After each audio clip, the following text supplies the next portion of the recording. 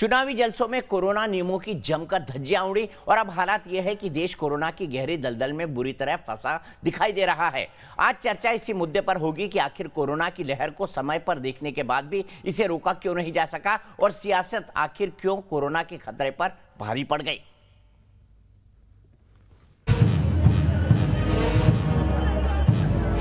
ये तस्वीरें आज ममता बनर्जी के रोड शो की हैं, जहां देखिए कितने लोग कोरोना प्रोटोकॉल का पालन कर रहे हैं।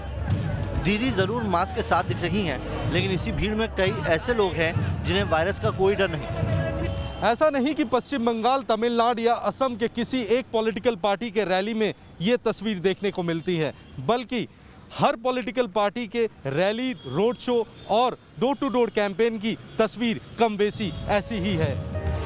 ऐसी तस्वीरें कई सवाल खड़े कर रही हैं। सवाल नंबर 1, क्या चुनाव माहौल को देखते हुए कोरोना गाइडलाइन का पालन मुमकिन है? सवाल नंबर 2, क्या बंगाल में कोरोना के कहर पर राजनीति भारी पड़ रही है? सवाल नंबर 3, क्या चुनावी रैलियों और सभाओं की वजह से बंगाल में कोरोना ने इतनी तेज रफ्तार पकड़ी? ये सवाल क्यों उठे, इसे आप चुनावी राज्यों में कोरोना स्ट्राइक रेट से समझ सकते हैं। बंगाल जहां 4 चरण के बाद अभी 4 फेज बचे हुए हैं, वहां वायरस इन्फेक्शन रेट 420% है। असम जहां कैंपेन खत्म हो चुका है और रिजल्ट का इंतजार है, वहां 532% स्ट्राइक रेट है। तमिलनाडु में भी 169% का स्ट्राइक रेट है। लेकिन हैरानी की बात यह है कि इस कोरोना से मिलजुल कर लड़ने के बदले महामारी से निपटने पर भी राजनीति हो रही है। वैसे कोरोना के बढ़ते केस और हाईकोर्ट के हस्तक्षेप के बाद इलेक्शन कमीशन की नींद टूटी है।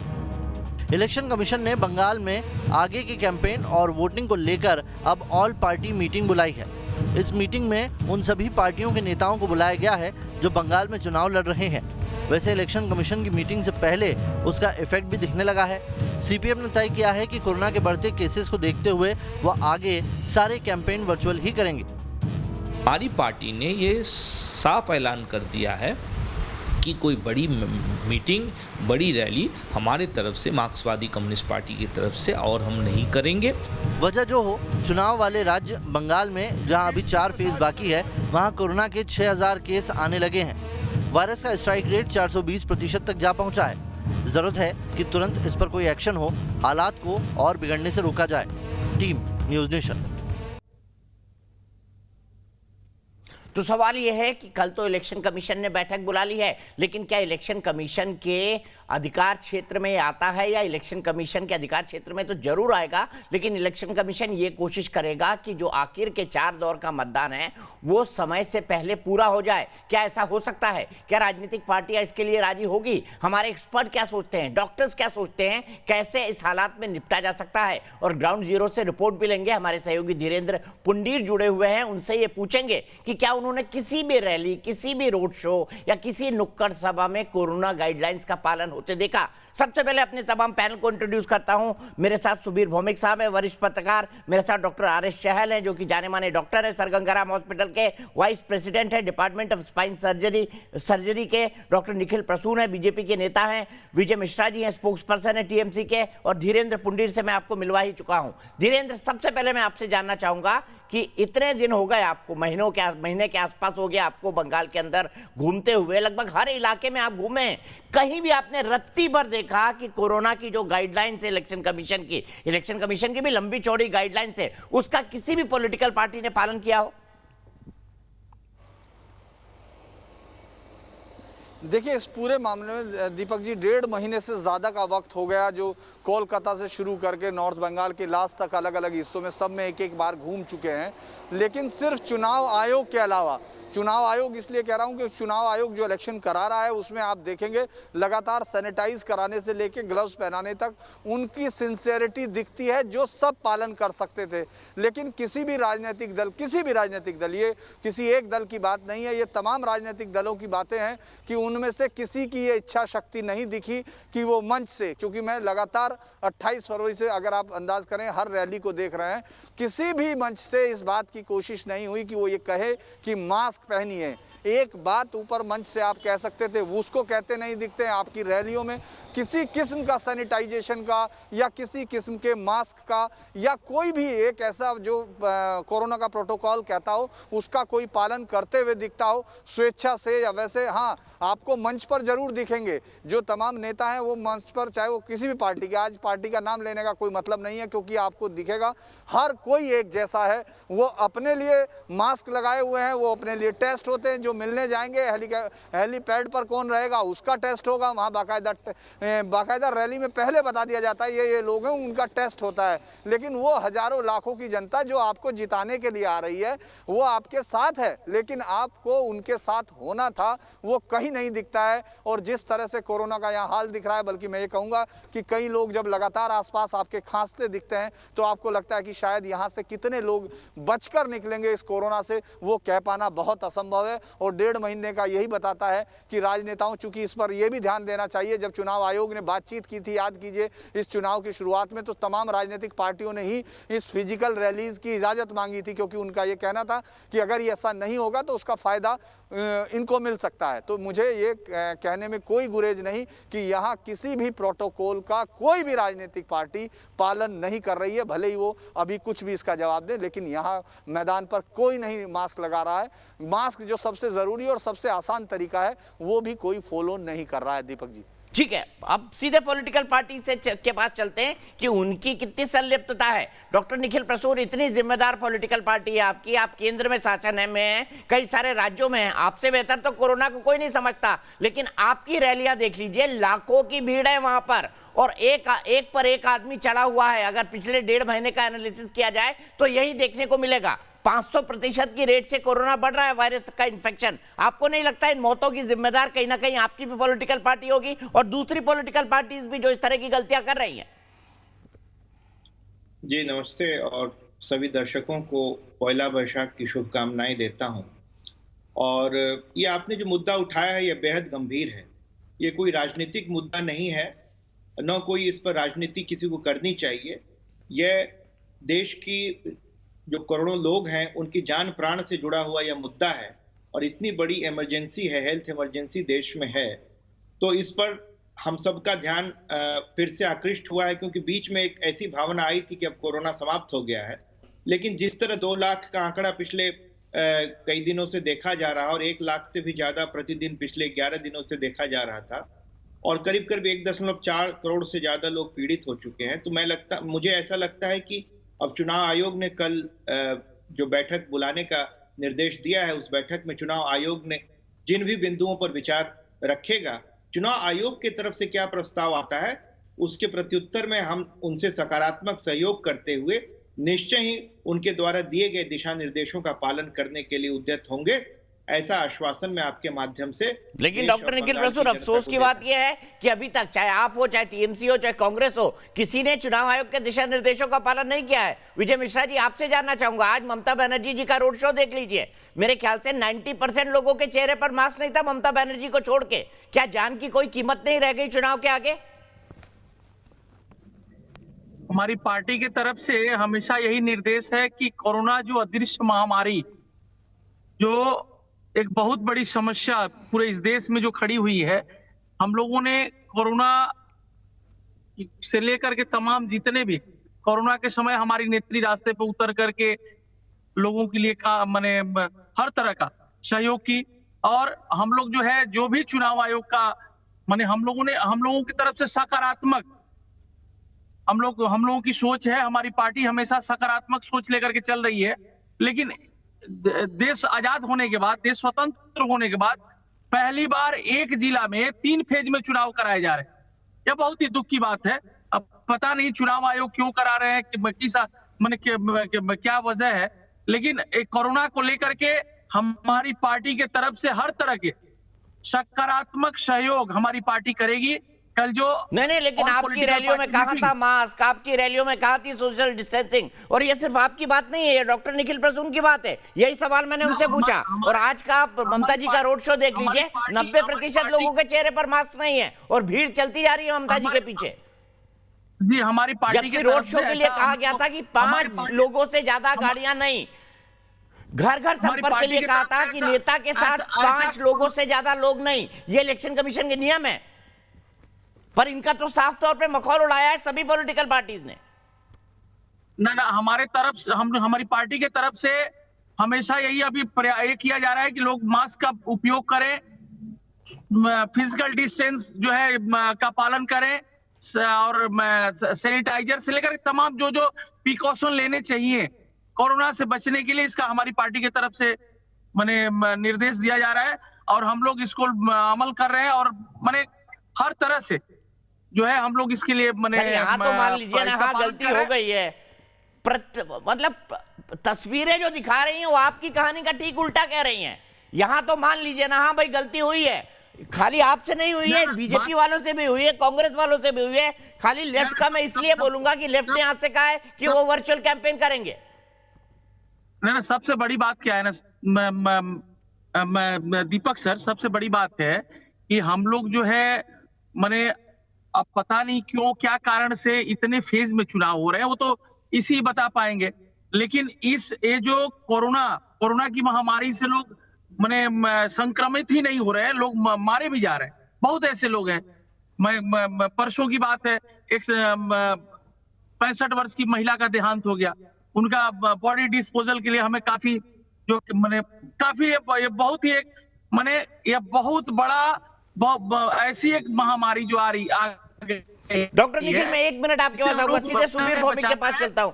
दादा, आपको लगता है कि किसी के पास भी जवाब है कि वाकई जो इलेक्शन कमीशन की गाइडलाइंस थी उनका इन्होंने कितना पालन किया और कितनी गंभीर है तमाम राजनीतिक दल, चाहे सत्ताधारी केंद्र की हो या सत्ताधारी राज्य की हो या अपोजिशन में बैठी हुई राज्य की पार्टियां हो? देखिए दीपक, मेरा जो इलाका है जादवपुर का, यहाँ मैंने एक चीज देखा है, सबका रैली देखा है। सिर्फ लेफ्ट के कैंडिडेट जो यहाँ डॉक्टर सुजन चक्रवर्ती, वो अपने भाषण शुरू करने से पहले सबसे आग्रह किया कि आप लोग अपना मास्क पहन लें और दूर दूर खड़े हो जाएं। हालांकि उस तरह से सोशल डिस्टेंसिंग तो संभव होता नहीं है, बट लेफ्ट के रैली में कम लोग हैं, इसलिए शायद सोशल डिस्टेंसिंग पॉसिबल हुआ है। दूसरे पार्टीज बीजेपी और इनके रैली में टीएमसी के ज्यादा भीड़ है।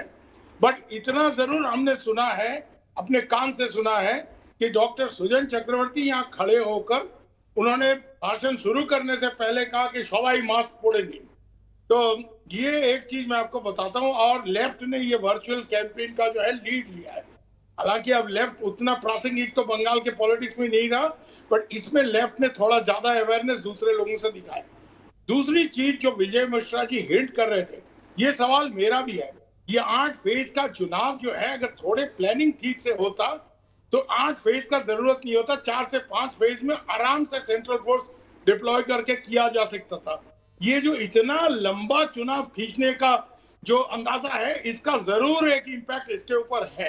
अब वो किस लिए है, क्यों है, मैं इस वायरस विशेषज्ञ नहीं हूं, बट ये जाहिर है कि इतना लंबा खींचने के वजह से जो भीड़ भाड़, कंटिन्यूअस कैंपेन, लोगों का आना जाना, फोर्सेस का आना जाना, इससे ये वायरस फैला। ये हम कोई पॉलिटिशियन नहीं है, इसलिए पॉलिटिक्स के एंगल से नहीं कह रहे हैं, बट इतना लंबा, ये एक लॉजिस्टिक्स प्लानिंग की बात है। तो इलेक्शन कमीशन को कहा गया होगा कि बंगाल में हिंसा का माहौल है, ये है वो है, सब मानता हूं, बट 8 फेज का भैया, इसका अगर जियोग्राफी कोई अच्छी तरह से जानता है, और ये जरूर है कि एक ही जिले में 3 बार चुनाव हो रहे हैं, इसका कोई तुक नहीं बैठता। ये मैं प्रैक्टिकल फोर्स डिप्लॉयमेंट के एंगल से बोल रहा हूं कि इतना लंबा खींचने का कोई जरूरत नहीं था, बेवजह ये खींचा गया है। और इसका जिम्मेदारी कुछ हद तक आप मीटिंग बुला रहे हैं साहब, इसका जिम्मेदारी ईसी के ऊपर पड़ेगा, क्योंकि ईसी हैड टू प्लान। अगर आप प्लान फोर्स ही करके नहीं करके करते हो और उसका कोई गलत रिजल्ट आता है, तो उसके लिए जिम्मेदार कौन ठहरेगा? जिसने ये शेड्यूल किया है। तो ये ईसी has some explaining to do. ठीक है, बिल्कुल सही कहा आपने, जब तक तो देना, बिल्कुल सही कहा आपने। चुनाव आयोग की सबसे बड़ी रिस्पॉन्सिबिलिटी बनती है। डॉक्टर निखिल, मैं 1 मिनट में आ रहा हूं। मेरे साथ मोहम्मद अमीन साहब जुड़े हुए हैं, इलेक्शन कमीशन से जुड़े रहे हैं, फॉर्मर ज्वाइंट डायरेक्टर हैं इलेक्शन कमीशन के। अमीन साहब, क्या आज तक कभी ऐसा हुआ है जब इलेक्शन कमीशन ने चुनाव ही प्रीपोन कर दिया हो, ये कहते हुए कि हालात बद से बदतर होते जा रहे हैं? क्या ऐसे मामले में इलेक्शन कमीशन का यह अधिकार है कि अब वो चुनाव को प्रीपोन कर दे हालात को देखते हुए? देखिए, ऐसा है कि आज तक तो कभी ऐसा हुआ नहीं है, ना ही महामारी इस तरह की पैदा की गई इलेक्शन के टाइम में कभी हुई है जो विश्व में आई हुई है महामारी। और इसके लिए काफी हद तक हमारे पार्टी के लोग जिम्मेदार हैं।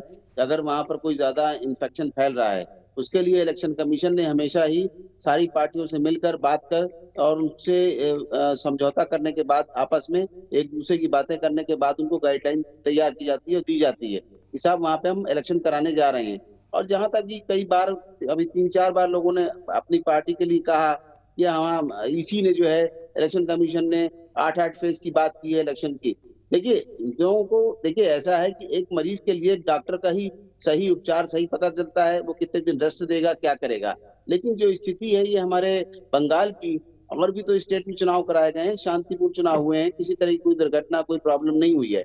और ये जो बंगाल है इसकी 3 स्टेट जो बाहरी देश हैं 3, इसमें बांग्लादेश, भूटान और नेपाल 3 देशों की सीमाएं लगती हैं। वहां पे समय समय पर गुंडागर्दी देखी जाती रही है और अभी भी देखिए बम पटाखे छूटते रहे हैं और इस तरीके से वहां पे दुर्घटनाएं देखने को मिली हैं इलेक्शन के टाइम में ही।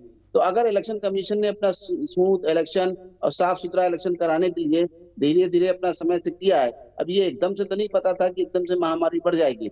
इसके लिए कहीं हद तक जनता भी जिम्मेदार है, पार्टियां भी जिम्मेदार हैं। इलेक्शन कमीशन का तो अपना काम है इलेक्शन कराना, इलेक्शन एकदम से तो कैंसिल नहीं किया जा सकता। हाँ, लेकिन देखिए इसीलिए पार्टियां की मीटिंग बुलाई गई है और सभी से बात की जाएगी कि भाई अपनी अपनी मीटिंग्स को अपनी कंट्रोल में करिए। इससे पहले भी वर्चुअल मीटिंग की है, तो इन लोगों को भी समझना चाहिए, सहयोग देना चाहिए। डॉक्टर चहल मेरे साथ जुड़ गए। मोहम्मद अमीन साहब मैं आपके पास फिर आऊंगा क्योंकि हमारे पास वक्त बहुत है अभी बहस का। मेरे दिमाग में कई और सवाल है कि क्या इलेक्शन कमीशन पार्टीज को कह सकता है कि वो सिर्फ वर्चुअल कैंपेन करे। लेकिन डॉक्टर चहल, जिस तरह के हालात आपने पश्चिम बंगाल और चुनाव वाले राज्यों में देखे, क्या वहां आपको लगता है कि ए सोशल डिस्टेंसिंग पॉसिबल है, बी सबका मास्क पहनना पॉसिबल है, और सी जिस तरह की उम्मीद करता है इलेक्शन कमीशन कि 5 लोग ही कैंपेन के लिए जाएं, 5 गाड़ियां ही रोड शो में चले, या जितने लोग हों सब सोशल डिस्टेंसिंग से 1-1 लाख की रैली में बैठे, क्या यह संभव है? दीपक जी, ये बिल्कुल संभव नहीं है। ये हमें अपनी रणनीति बदलनी पड़ेगी। इतनी बड़ी पॉपुलेशन में इतने कम टाइम में क्या आप इतना कुछ कर सकते हो? एक पॉजिटिव पर्सन के साथ अगर आप खड़े हो और नॉर्मल रुमाल भी पहना है तो आपको इन्फेक्शन फिर भी हो जाएगा। दुनिया में देखा गया है, हमारी इंस्टीट्यूशंस की इलेक्शंस हो रही हैं, सब कुछ ऑनलाइन हो रहा है। हमें अपनी ये रणनीति बदलनी पड़ेगी। कोरोना हमारे बीच है और आगे भी रहेगा। ये कब जाएगा ये गिन के कि ये फर्स्ट वेव है, अब सेकंड हो गई, फिर खत्म हो जाएगी, ये किसी को कुछ नहीं पता। ये मेजर इशू है। कैंपेनिंग को एटलीस्ट चेंज कर सकते थे, ऑनलाइन कर सकते थे, वर्चुअल कर सकते थे, इलेक्शन को सुविधा केंद्रों में जाके डिफरेंट पार्ट्स में कर सकते थे। ये हमें सोचना पड़ेगा। अगर ऐसे ही हम चलेंगे तो हम ये वेव्स को नहीं कंट्रोल कर पाएंगे। बिल्कुल ठीक कहा डॉक्टर चहल। और कुछ टेक्निकल पॉइंट्स पर आऊंगा जो आपसे ही समझे जा सकते हैं, और मोहम्मद अमीन साहब से मैं ये जानूंगा कि कल क्या बात करेगा इलेक्शन कमीशन पॉलिटिकल पार्टी से, क्योंकि दिख रहा है कि हर पॉलिटिकल पार्टी इस हालात के लिए जिम्मेदार है। ब्रेक लेंगे और उसके बाद बातचीत का सिलसिला नए ढंग से शुरू करेंगे। तो बेटे बंगाल में हम बात कर रहे हैं, कोरोना लगातार मुंह फाड़ता ही जा रहा है। 500% वायरल का पॉजिटिविटी रेट हो गया है, वायरल के स्प्रेड होने का पश्चिम बंगाल के अंदर। ऐसे में क्या किया जाना चाहिए? 4 चरण के चुनाव बाकी हैं, ऐसे में क्या 4 चरण के चुनाव प्रीपोन होंगे? हम एक हाइपोथेटिकल सिचुएशन पर बात कर रहे हैं, लेकिन इसी पर बात करने के लिए मेरे साथ मोहम्मद अमीन साहब हैं, फॉर्मर जॉइंट डायरेक्टर है इलेक्शन कमीशन ऑफ इंडिया के। मेरे साथ सुबीर भौमिक साहब हैं जो कि वरिष्ठ पत्रकार हैं। मेरे साथ डॉक्टर RS चहल साहब हैं जो कि वाइस चेयरमैन है department of spine surgery sir Gangaram hospital के। मेरे साथ डॉक्टर निखिल प्रसून है, बीजेपी के स्पोक्स पर्सन है। विजय मिश्रा जी हैं, TMC के स्पोक्स पर्सन है। और धीरेन्द्र पुंडीर है मेरे वरिष्ठ सहयोगी जो सिलीगुड़ी से जुड़े हुए हैं। धीरेन्द्र, कल से आज तक आपको कोई सुगबुगाहट सुनने को मिली पॉलिटिकल पार्टीज में, उनके नेताओं में, लोगों के बीच कि कोरोना इतना बढ़ रहा है, ऐसे हालात में चुनाव या तो प्रीपोन कर देने चाहिए या कार्यक्रमों में परिवर्तन करना चाहिए? आपका व्यक्तिगत तौर पर एज अ इंडिपेंडेंट जर्नलिस्ट क्या मानना है, इलेक्शन कमीशन को क्या कदम उठाने चाहिए? देखिए, एक चीज़ हम लोग जो देख रहे हैं लगातार, आज वैसे मैंने अभी थोड़ी देर पहले ही शाहनवाज हुसैन को बात की, वो बिहार से यहाँ आए थे चुनाव प्रचार की रैली में, तो उनसे जब बातचीत मैंने की तो उसी दौरान उन्होंने बातचीत के लिए मास्क हटाया था, लेकिन मैंने जब उनसे मास्क का सवाल पूछा तो उन्होंने तुरंत लगा भी लिया। एक और बात थी, उनके तमाम लोगों के मास्क लगे हुए थे, लेकिन रैली में कितने लोगों के थे इस पर उन्होंने कहा कि हम पूरी कोशिश कर रहे हैं कि ये पूरा प्रोटोकॉल का पालन हो। ये उनका जो बीजेपी के यहाँ नेता हैं, लंबे समय से केंद्रीय राजनीति में रहे हैं और अब इस समय बिहार बिहार की राजनीति में है। लेकिन इसके बाद मैंने अलग अलग रैलियों में ये सवाल जवाब किए, बाकायदा लोगों से भी किए जिनके चेहरे पर मास्क नहीं थे, जो चिल्ला रहे थे अपने नेताओं के समर्थन में, सब रैलियों में, चाहे वो टीएमसी की हो, चाहे बीजेपी की, तमाम किसी पार्टी की, यहाँ तक कि कल आपने देखा राहुल गांधी की रैली को भी देखा। तो तमाम जगह आपने वो हर आदमी सिर्फ ये कह रहा है कि हम अपने नेता को जिता रहे हैं, और मंच से जो जवाब आना चाहिए उस तरह का कोई जवाब उनके लिए नहीं आ रहा। क्योंकि अगर वो अपने नेताओं की चिंता कर रहे हैं तो नेताओं को अपने लोगों की चिंता करनी चाहिए, यही लोकतंत्र की बात हो सकती है और यही स्वस्थ हो। लेकिन आप देखेंगे ये मंच से बिल्कुल गायब है। ये तमाम नेताओं का इस पर जैसे ध्यान नहीं, वो चलिए भाषण शुरू हो रहा है, मास्क लगा लें। वीरेंद्र, मैं माफ कीजिए बीच में टोक रहा हूं, पर मैं जानना चाहता हूं किसी मंच से आपने किसी बड़े नेता को बोलते हुए सुना कि चलिए मास्क लगा लीजिए आप सब लोग, या सोशल डिस्टेंसिंग थोड़ा थोड़ा दूर हो जाइए?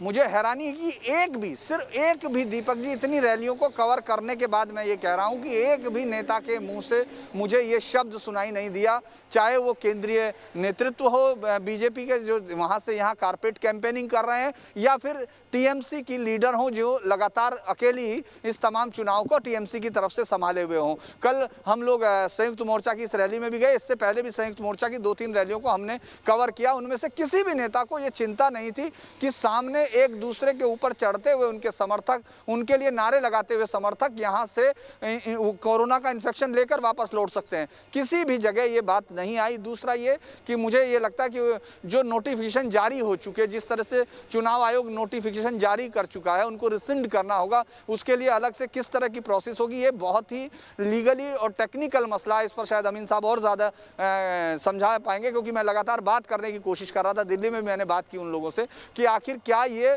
प्रीपोन की बात हो सकती है, लेकिन अभी तक की जानकारी के मुताबिक इस तरह की कोई संभावना बहुत दूर की है। हाँ, ये ज़रूर हो सकता है तमाम पार्टियां, जैसे हम अगर प्रधानमंत्री नरेंद्र मोदी की रैली देखें तो किसी भी आदमी को बिना किसी चेकिंग के आप अंदर नहीं जा सकते किसी भी दरवाजे से। तो आप वहाँ कम से कम उस तरह या तो रैलियाँ वीडियो उस पर जानी चाहिए वीडियो कॉन्फ्रेंसिंग पर, या फिर आपको मास्क और उसको दे सकते हैं। ये मैं इसलिए कह रहा हूं क्योंकि मैं ये बात बहुत बड़ी है कि इतनी बड़ी भीड़ है, लेकिन आप उस भीड़ के लिए पानी भी पहुंचाते हैं, आप उस भीड़ के लिए मैनेज भी करते हैं, तो लिहाजा कम से कम ये आप अपने समर्थकों के लिए कर सकते हैं, उनकी जान की सलामती के लिए कर सकते हैं, जो आपके लिए अपना सब कुछ देने के लिए आ रहे हैं। उसी तरह अगर आप ममता बनर्जी की रैली देखेंगे तो वहाँ भी कोशिश की जाती है कि सिक्योरिटी की चेकिंग के बाद अंदर जाएँ। तो गेट जो हैं, तमाम गेट पर भी अगर आप ये कर दें कि बिना मास्क के कोई अंदर नहीं जाएगा, तो मैं ये कह सकता हूं, वो तो डॉक्टर चहल इस पर ज़्यादा रोशनी डालेंगे, लेकिन कम से कम 40 से 50% आप मास्क से उसको रोक पाएंगे।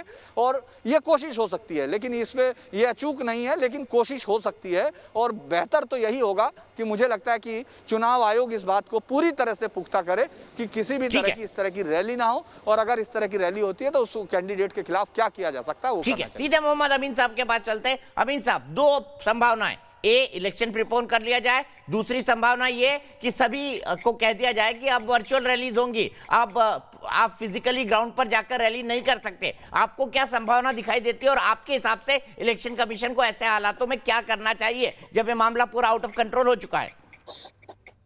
देखिए, जनता के अपने हितों के साथ सभी पार्टियों को जनता के हितों को भी देखना होगा। जिस जनता के ऊपर उनको राज करना है तो ये सभी से सहयोग की अपील की जाती है।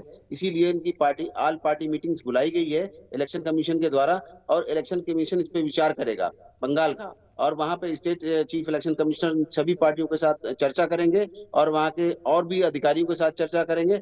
जो स्थिति वहां पर होगी, जैसी स्थिति बन रही है उसी स्थिति के ऊपर उसी तरह कार्रवाई की जाएगी। और अगर ज्यादा ही कोई भयंकर स्थिति सामने आती है और रिपोर्ट्स आती हैं, तो इनको सारा चीफ इलेक्शन कमिश्नर को ये रिपोर्ट करेंगे, और उस पर वो चीफ इलेक्शन कमिश्नर को ही पूरा अधिकार है कमीशन को कि वो इस पर निर्णय ले लें। स्टेट इलेक्शन कमीशन को कोई ऐसा अपना अधिकार नहीं है। लेकिन हमारा यही कहना है कि अपने हितों के साथ सभी पार्टियों को, सभी से अपील की जाती है सहयोग की, और ये कहा जाता है कि ये लोग जितने भी नेता वहां जा रहे हैं वो अपने उनके आदर्श हैं जनता के लिए।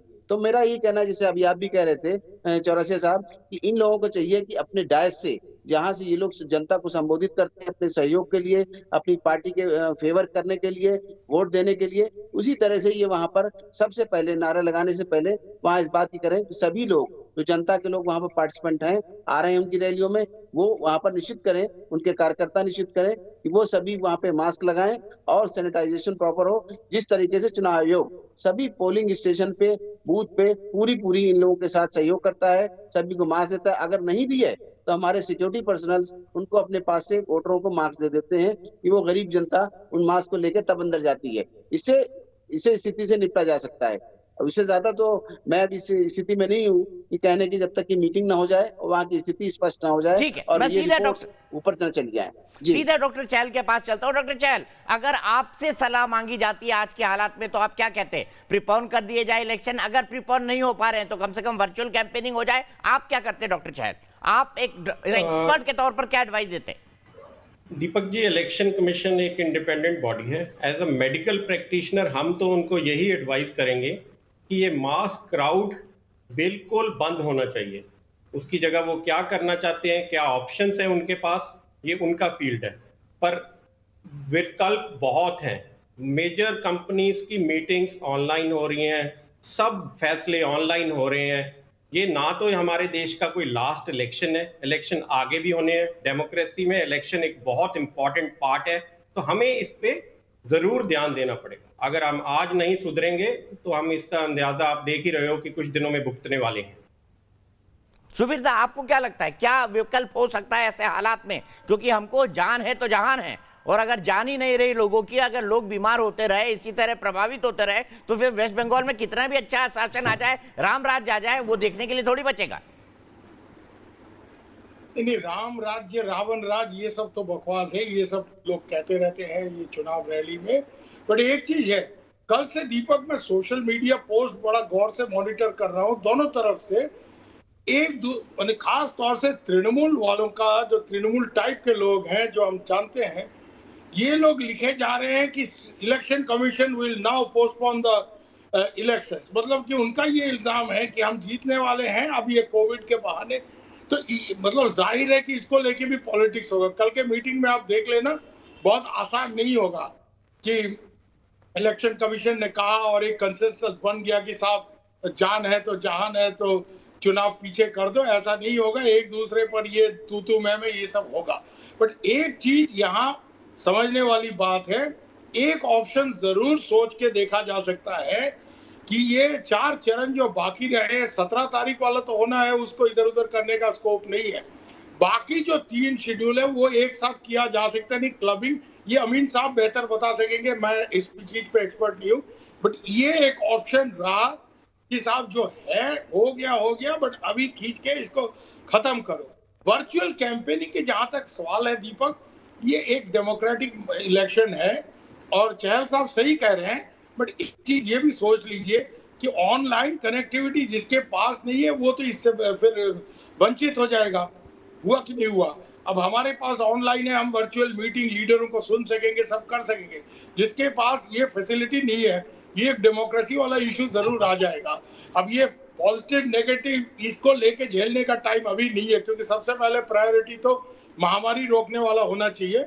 पर चुनाव के अंदर ये कॉम्प्लिकेशन बहुत ज्यादा हो गया और इसका वजह ये है कि बेवजह हम समझते हैं, कुछ हद तक बेवजह इसको इतना लंबा खींचा गया। शेड्यूलिंग ठीक नहीं हुआ, लॉजिस्टिक्स एंगल ठीक से गौर नहीं किए गए।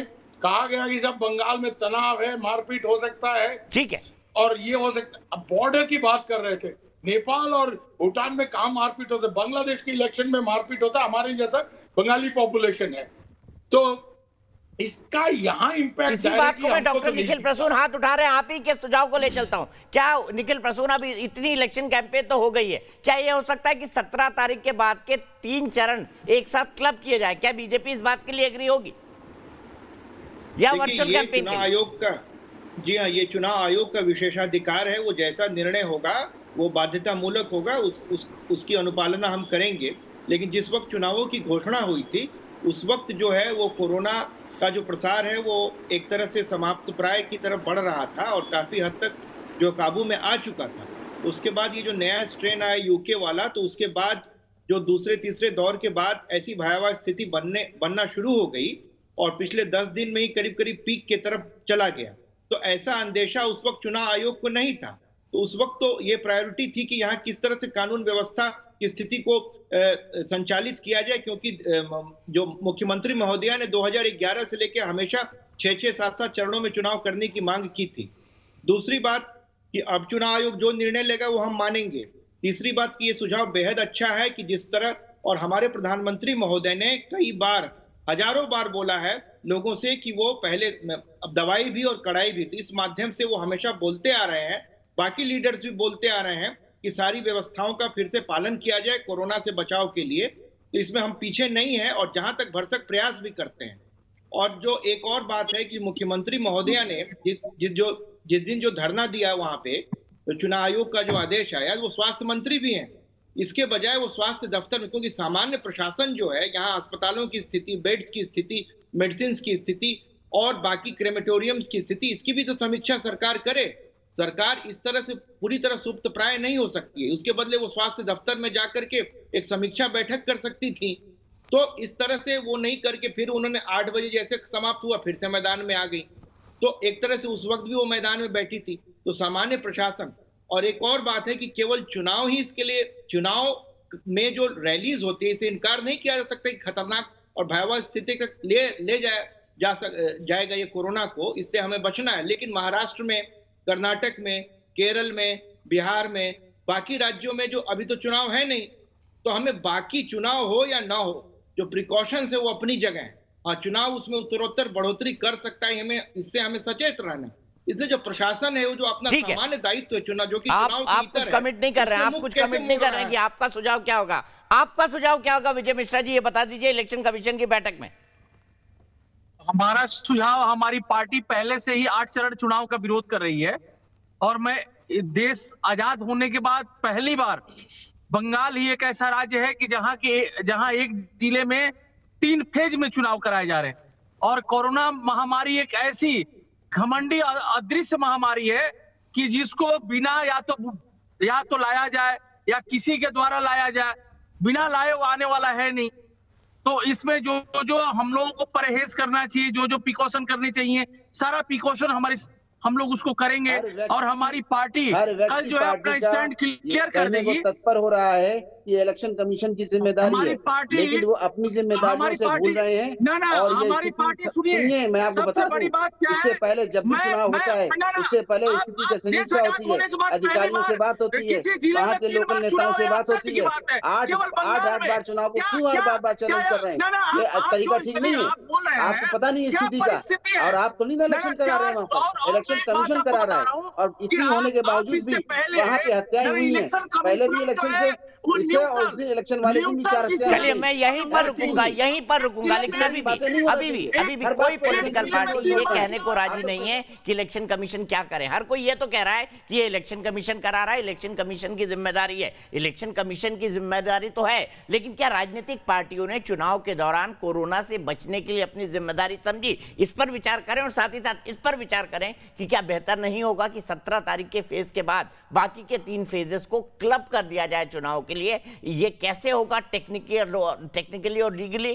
कल जो बैठक है वो कोलकाता में है, लेकिन अगर इस तरह का कोई भी विचार आता है तो ये फैसला दिल्ली से होगा, इलेक्शन कमीशन ऑफ इंडिया से। लेकिन कल की बैठक क्या सिर्फ एक कार्रवाई रह जाएगी, ऑल पार्टी मीटिंग, कि भाई हमने बता दिया है आप कोरोना का ध्यान रखें, चुनाव वैसे ही चलती रहेंगे? इस पर भी हमारी नजर रहेगी।